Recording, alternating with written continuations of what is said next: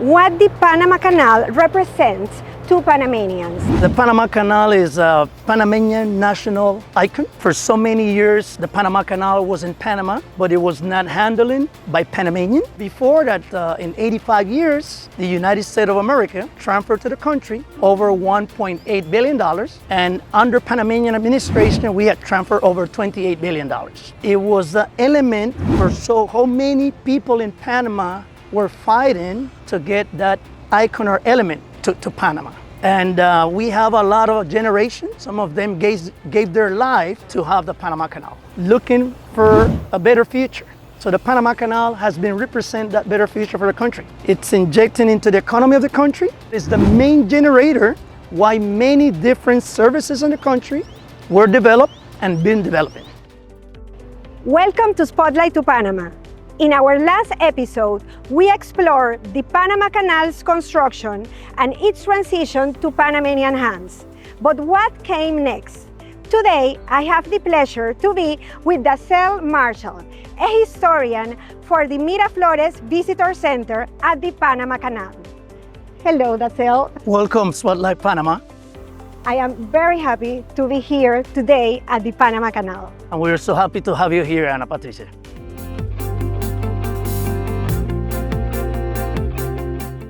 Dazzell, what were the main challenges the Panama Canal faced the early years after the transition? Okay, Ana Patricia, one of the main challenges was to prove that we as Panamanians were capable to handle such a big enterprise like the Panama Canal. The second challenge, that ships were growing in sizes and that we needed to have at least a projection to expand the business. And why I mentioned business, the Panama Canal under the United States of America, it was a non-profit organization. And I mentioned to you before the numbers that the canal injects as a Panama Canal US entity was over $1.8 billion. And then after as Panamanian. Why? Because at the beginning it was a non-profit organization. The canal used to charge the money to break even, and what remains, the small percentage that remains, used to get into the country, or used to transfer to the country. Now, the Panama Canal is a commercial organization that need to inject into the economy of the country. So after we cover investment, maintenance, and operation, we transfer to the country what remains. And in this case, it's not a small percentage like it was before. In this case, I can give you an example. Last year, we transferred to the country over $2.4 billion. In 85 years, the US transferred 1.8. So in 1 year, the Panama Canal transferred more than what the US transferred in 85 years. Since its inauguration in June 2016, the Expanded Canal has exceeded transit expectation and has become a leader in environmental sustainability. Could you explain why it has become such a key player in this aspect?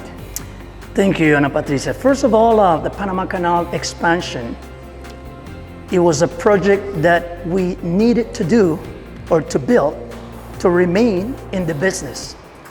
For so many years, the ships that used to come through the canal, they were built specially with the maximum width, sometimes the length and the draft.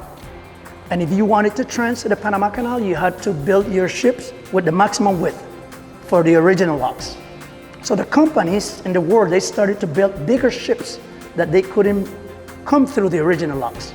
So it forced us to look into a new set of locks. In this case, a new lane, wider, longer, and deeper to handle bigger ships. Give you an example. The biggest container ship that we can handle on the original locks, 5,000 containers. The biggest ship that we had handled on the new locks since 2016 has been 17,640 containers until the moment. Additional to that, Ana Patricia, on the original locks, we didn't have a system to save the water. So 100% of the water used to get out into the ocean. So every time a ship comes through on the original locks, we used to put out 52 million gallons of fresh water into the ocean. And the only way we can replenish the water was by the rain and rivers. So one of the project or the vision on the new locks, it was to save water. So on the new locks, we built a recycle basin system to save 60% of the water. So on an environmental, we started saving water on that spot. An additional important element, with the new locks, we're handling around 10 ships on the new locks. And we handled 20 to 26 on the original locks. And this is financial number. The new locks give us over 55% of the main income that we generate comes from the new locks, just with 10 ships. So because the business of the Panama Canal is not the numbers of ships, it's the volume of cargo. So we are working in coordination, and that was part of the commitment after the Panama Canal was transferred to Panama. And with the project of the new locks, it was mostly develop a lot of that. One of the commitment is to work in coordination with the communities that live inside of the canal watershed. Why? Because this community help us to protect that watershed.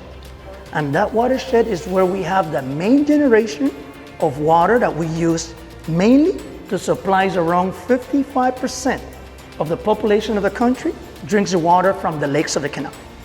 We use the water to handle between 30 to 36 vessels within 24 hours, and we also generate electricity. The electricity that we generate with the water, and we produce electricity to cover our operation, but we produce more than what we need in our operation. So the rest of the electricity or energy, we sell it to the country, to the companies that do distribution in the country. So that's an additional income for the country. Wow. And I mentioned that we're working in coordination with the communities. We're developing social, environmental, educational, and economical compensation inside of the canal watershed. The economical compensation is that we pay communities to help us to protect, develop, trees, and we're working into that. So that's one of our main commitment, and that environmental part. An additional that you mentioned, because the Panama Canal is a very short passage, it's been helping not now since 2016. It's been helping since 1914 when it was open to reduce the CO2 emissions in the world. So being a short passage has been helping since 1914. Yeah. Was the expansion project a national initiative, or did it involve international collaboration? The main idea to build a canal in Panama, I'm going to touch a little into the history, was 1534, the Spaniards. Mm-hmm. Over 60% of the gold and goods that came from the Inca Empire that ended in Spain, it came to Panama. So the idea to build a canal was at the time.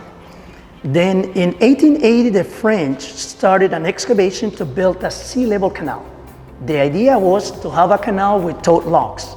They tried for 20 years and they quit.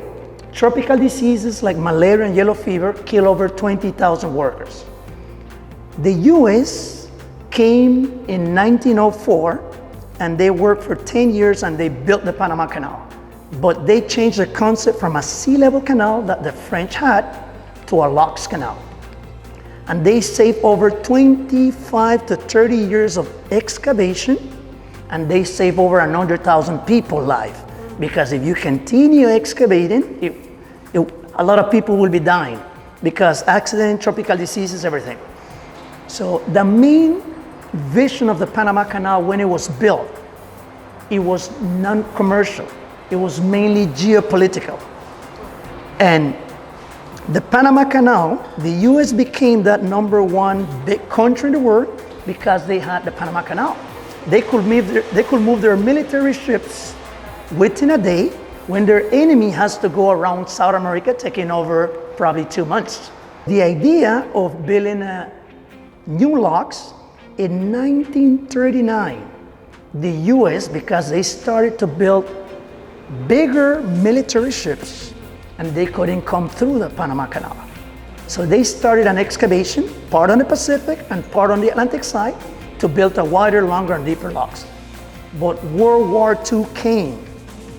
So they stopped that excavation and they went to war. Why they didn't continue to build a bigger set of locks?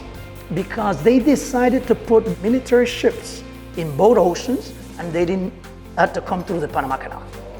But Panama, or the Panama Canal under Panamanian administration, we realized that this was a very great business for the country. So if we didn't do the developing that we had to, or if we didn't enlarge the business, we probably might lose it. So the idea of building the new locks goes back into 1939, but the projection of the new locks, the way we wanted to do, it was mainly by Panamanian. So our engineers on the Panama Canal, we hire advisors, we hire consultants, but the main project was developed inside of the Panama Canal with Panamanian engineers. Dazzell, the expanded canal is a fascinating topic, but we will continue talking about it in our next episode. Don't miss it.